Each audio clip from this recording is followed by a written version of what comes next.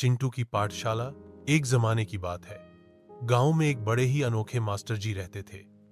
नाम था उनका मास्टर झंडूलाल। झंडूलाल इसलिए क्योंकि पढ़ाने में उनका झंडा हमेशा गाड़ा रहता था। लेकिन उनकी क्लास में बच्चे कम, कबूतर ज्यादा आते थे। वजह उनका पढ़ाने का निराला अंदाज। अब इसी क्लास में एक चिंटू नाम का लड़का था। चिंटू पढ़ाई में ऐसा था कि अगर कॉपी पर कल लिखो तो वो उसे खल समझकर गल लिख देता था। मास्टर जी अक्सर कहते, चिंटू बेटा, तुम इतने होशियार हो कि तुम्हारी होशियारी पर तो नोबेल प्राइज मिलना चाहिए। बस किस चीज के लिए ये समझ नहीं आता। एक दिन मास्टर जी ने चिंटू से पूछा, चिंटू बताओ, अगर तुम्हारे पास 10 आम हैं और तुम उनमें से 3 आम खा लेते हो तो तुम्हारे पास कितने आम बचेंगे? चिंटू ने कुछ देर सोचा, अपनी नाक खुजाई, फिर बड़ी मासूमियत से बोला, मास्टर जी 10 आम। मास्टर जी भौंचक्के के रह गए। अरे चिंटू, कैसे 10 आम? अगर 3 खा लिए तो?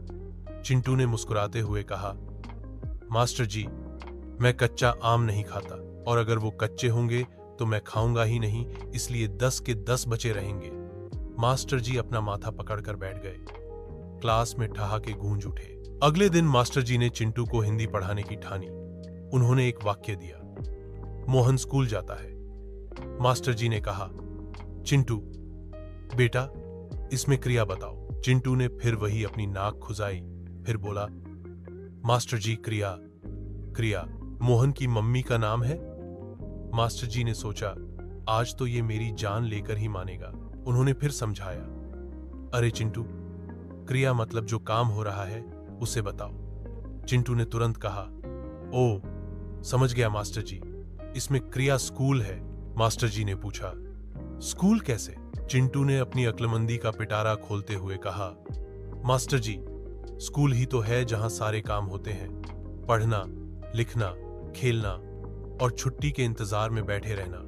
इस बार तो मास्टर जी की भी हौंसी छूट गई। उन्होंने चिंटू को गले लगा लिया और बोले, चिंटू, तू पढ़ाई में चाहे जितना भी कमजोर हो, लेकिन तेरी हाजिर, जवाबी और कॉमेडी का तो कोई जवाब नहीं। और इसी तरह मास्टर झंडूलाल और चिंटू की पाठशाला में रोज नए नए किस्से बनते रहे, जहां पढ़ाई कम और ठहाके ज्यादा गूंजते थे।